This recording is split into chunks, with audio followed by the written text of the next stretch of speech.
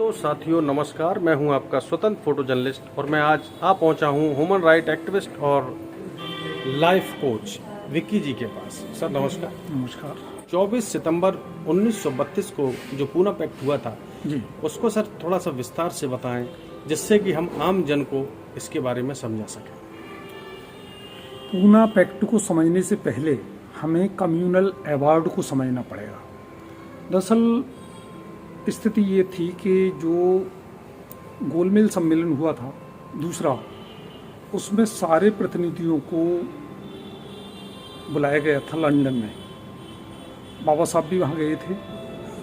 तो वहाँ मुस्लिम वर्ग के प्रतिनिधि थे और जो डिप्रेस्ड क्लास है उसकी रहनुमाई, उसके अधिकारों के लिए बाबा साहब गए थे, डॉक्टर BR अम्बेडकर गए थे।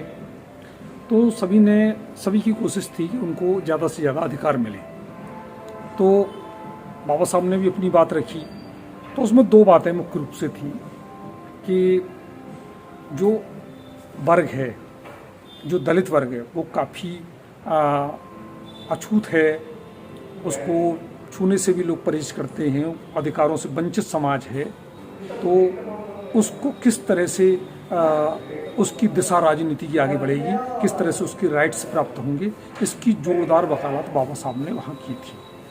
लेकिन चूंकि सभी वर्गों के प्रतिनिधि थे और उसका कोई रिजल्ट नहीं निकल पाया, तो जो ब्रिटेन के जो प्रधानमंत्री थे उन्होंने कहा कि ठीक है, ये सारी बातें हमने आपकी सुन ली, हम इस पर विचार करके सारे मामलों को समझ के ऑब्जर्व करके हम इस पर डिसीजन लेते हैं।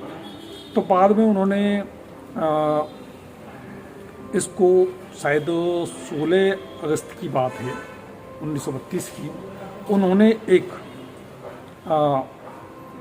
एक ऑर्डर जारी किया जिसको कम्युनल अवार्ड के नाम से जानते हैं, जिसको सांप्रदायिक पुरस्कार भी कहा जाता है। इसमें साफ रूप से लिखा हुआ था कि जो दलित वर्ग है उसको पृथक निर्वाचन की व्यवस्था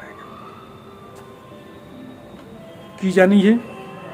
दूसरा, इसके अलावा उनको जो जैसे जो साधारण सीटें होती हैं उन पे भी वोट डालने का अधिकार है, दोहरा वोट डालने का भी अधिकार है और उनको पृथक निर्वाचन का भी अधिकार है।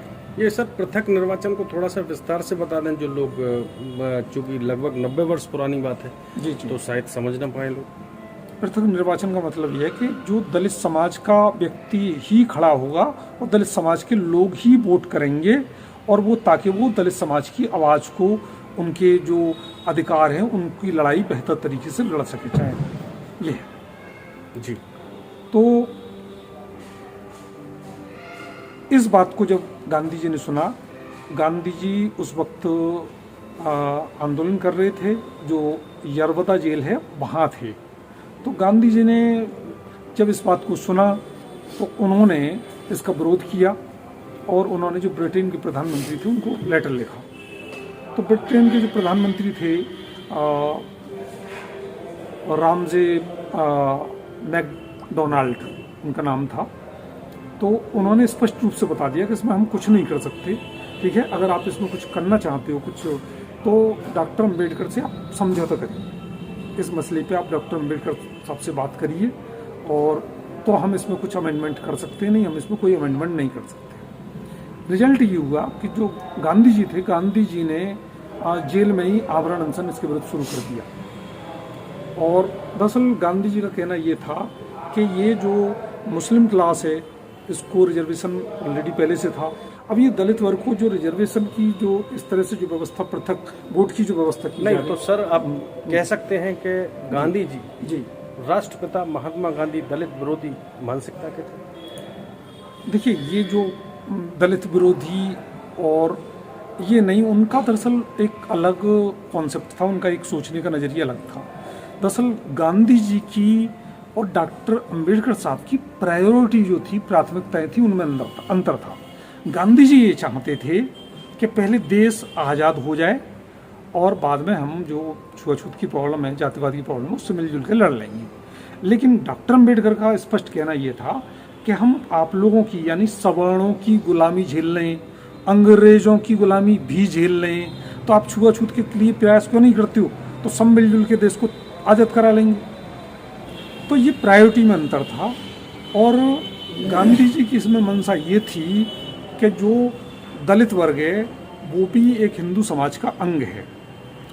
तो डॉक्टर अम्बेडकर का कहना ये था कि कैसा हिंदू समाज का अंग, भाई उनको छूने सबसे परहेज किया जाता है, उनके साथ जानवरों जैसा व्यवहार किया जाता है। जानवर तो वहाँ पानी पी सकता है, वो जो शेड्यूल कास्ट के लोग हैं, डिप्रेस्ड क्लास के लोग हैं, दलित लोग हैं, उनको जो है पानी पीने तक का अधिकार नहीं है। तो किस तरह से वो हिंदू है? ठीक है, तो वो चाहते थे उनको पृथक वोट का अधिकार मिले। ओके, कुल मिला के बात ये हुई कि गांधी जी अड़ गए, आमरण अनशन शुरू कर दिया। और उस वक्त गांधी जी की जो गिनती थी बड़े नेताओं में थी, लाखों लोग उनके पीछे साथ चल देते थे। और स्थिति ये हुई कि उनकी हालत बिगड़ने लगी। तो जो लीडर्स थे उस समय के, जैसे मदन मोहन मालवीय जी हैं और चक्रवर्ती गोपालाचार्य जी हैं, उन्होंने सबने प्रयास करके डॉक्टर अम्बेडकर के पास गए और उनसे कहा कि भाई गांधी जी अगर की जान चली गई तो ये बहुत बड़ा अनर्थ होगा। और ये जो आप गांधी जी से बात करिए। गांधी जी को जो पत्नी थी वो भी बाबा साहब के पास गई कि गांधी जी की हालत बहुत ख़राब है। पूरे देश में, पूरे मीडिया में भी ये ऐसी स्थिति बन गई थी, एक काफ़ी मेंटल प्रेशर डॉक्टर अम्बेडकर पर बन गया था। तो उनको बात करने के लिए मजबूर होना पड़ा, क्योंकि डॉक्टर अम्बेडकर भी अंदर से ये नहीं चाहते कि भाई गांधी जी की मौत हो जाए और उन पर ये इल्ज़ाम लग जाए कि डॉक्टर अम्बेडकर अड़े रहे और उन्होंने जो है एक अच्छे लीडर की मौत की वजह वो हैं। और इसका रिजल्ट बाबा साहब डॉक्टर अम्बेडकर ये भी समझ के चलते थे कि अगर गांधी जी की मौत हो गई तो हो सकता है जो विभिन्न वर्गों के जो लोग हैं, जिनको उस सवर्ण की जो बात है, तो हो सकता है वो जो दलित वर्ग के लोग हैं उन पर कुछ आक्रमण कर दें, या उसका मतलब कुछ भी रिजल्ट हो सकता है। कुछ ऐसी भी उनकी सोच थी, उनकी मंशा रही होगी, निश्चित रूप से रही होगी। तो उनको मजबूरन जो है बात करनी पड़ी। और वो बातचीत जो हुई वो पूना पैक्ट के रूम में वो सामने आई। उसमें जो रिजल्ट बात थी, बाबा साहब चाहते थे पृथक सीटों पे, मतलब वो चाहते थे भागीदारी, दोहरी मतदान प्रणाली चाहते थे। लेकिन यहाँ हटके केवल रिजर्वेशन वाली बात रही, रिजर्वेशन पे केवल वो करना पड़ा। लेकिन हाँ, इसमें ये हुआ कि जो सीटें थी वो 71 सीटों के बजाय वो सीटें 148 सीटें, उस वक्त 8 प्रांतीय वो थे, तो उनमें 148 सीटें रिजर्व कर दी गई। और जो पार्लियामेंट की सीटें थी उनमें 18% सीटें, 100 में 18 उनको देने की बात हुई। तो ये जो पूना पैक्ट है, इसकी ऐतिहासिक पृष्ठभूमि ये है। और ये दरअसल एक तरह से ये समझ लीजिए जो डिप्रेस्ड क्लास थी उसको जो राइट्स मिलने वाले थे, और उस पर एक तरह से थोड़ा कुठाराघात हुआ। उसकी वजह ये है, मुख्य वजह, कि डॉक्टर अम्बेडकर की मंशा ये थी कि दलित वर्ग के लोग जब दलित वर्ग के प्रतिनिधि को वोट डालेंगे और वो दलित वर्ग का प्रतिनिधि जब जाएगा पार्लियामेंट में या विधानसभा में तो उनके हितों की आवाज़ उठाएगा, नहीं है तो वो उनका जो दूसरे जो सवर्ण हैं उनका वो गुलाम बन के रह जाएगा। और उनकी जो आशंका थी वो बाद में सही सिद्ध हुई। ठीक है, बाबा साहब ने बाद में इसको पूना पैक्ट को रद्द कराने के लिए प्रयास किए, लेकिन उनको पता था कि इसको रद्द कराना बहुत मुश्किल है। तो ये पूना पैक्ट की पृष्ठभूमि। तो सर, पूना पैक्ट में जो बाबा साहब डॉक्टर भीमराव अंबेडकर ने जो बातें रखी थी वो आखिर हुई, लेकिन उन्होंने अंबेडकर साहब ने इस थोड़ा सा सब्जेक्ट से अलग जा रहा हूँ जी कहीं मैंने पढ़ा हुआ देखा है कि समाज के लोग आगे तो बढ़ेंगे जी, जो रिजर्वेशन के माध्यम से आगे जाएंगे, लेकिन वो एक एजेंट के तौर पर काम करेंगे। उस पर प्रकाश डालते हुए सर थोड़ा सा बताएं आखिर वो किस संदर्भ में इस बात को कहा। हाँ, मैं 2 बात कहना चाहूँगा। पहली बात तो ये है कि जब डॉक्टर अम्बेडकर ने गांधी जी से बातचीत की कि भाई हम दोहरी गुलामी झेल रहे हैं, आप लोगों की भी झेल रहे हैं, अंग्रेजों की भी झेल रहे हैं, तो गांधी जी ने यहाँ से प्रेरणा ग्रहण की बाबा साहब डॉक्टर अम्बेडकर से, और उन्होंने कुछ छुआछूत के कुछ काम, जो अछूत उद्धार के कुछ काम करने की शुरुआत की। जैसे उन्होंने एक अछूत उद्धार लीग बनाई, बाद में जो है एक हरिजन न्यूज़पेपर भी निकाला, मैगजीन निकाली। एक उन्होंने काफ़ी एक लंबी लगभग 1 साल तक हरिजन यात्रा करके भी की। लेकिन ये हरिजन शब्द भी है ना, उनकी मंशा तो शायद सही रही होगी भगवान के जन कहने की, क्योंकि उस वक्त काफ़ी उपेक्षित माना जाता था, काफ़ी असहाय माना जाता था।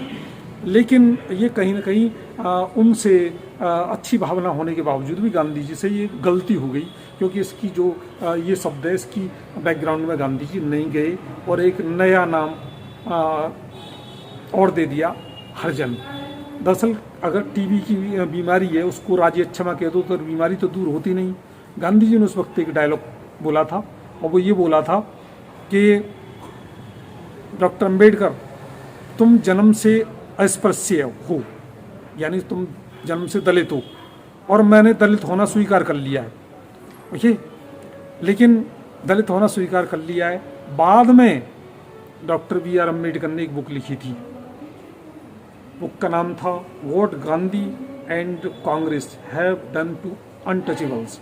गांधी जी ने और कांग्रेस ने अछूतों के लिए क्या किया, दलितों के लिए क्या किया। उसमें गांधी जी की जो क्या काम किए और कांग्रेस ने क्या किया, मतलब एक तरह से पोल खोली थी। बाबा साहब का स्पष्ट मानना था कि गांधी जी का जो दलित प्रेम है या दलित तो उद्धार का जो बात है, वो केवल ड्रामा है, नाटक है, सच्चाई नहीं है, ये है। लेकिन उस जमाने में भी गांधी जी ने कम से कम कुछ प्रयास किया, देखिए, तो ये भी एक पॉजिटिव ही बात थी। पूना पैक्ट का जो दुष्परिणाम हुआ वो ये हुआ कि आजकल जो लीडर हैं दलित समाज के, वो विभिन्न पार्टियों के एक तरह से बंधुआ मजदूर हैं। वो दलितों के अधिकारों की लड़ाई नहीं लड़ते, वो संसद में या विधानसभा में केवल हाथ खड़े करने, सहमति जताने का काम करते हैं, पिट्ठू बने हुए हैं। और काशीराम जी ने इसको ही चमचा कहा था कि भैया एक चमचा युग की शुरुआत हो गई है, ओके। तो अगर पूना पैक्ट लागू होता, दलित राजनीति की दिशा और दशा बिल्कुल बदल जाती। इसलिए आज भी दलित समाज के लोग हैं ना, वो इसको धिक्कार दिवस के रूप में मनाते हैं। लेकिन ये मसला ऐसा है कि इस पर विचार होना चाहिए और कुछ ऐसा किया जाना चाहिए कि कुछ पूना पैक्ट से बढ़ के भी दलितों की अधिकार मिलें और उनको उनकी दिशा और दशा बदल जाए। Thank you, thanks a lot.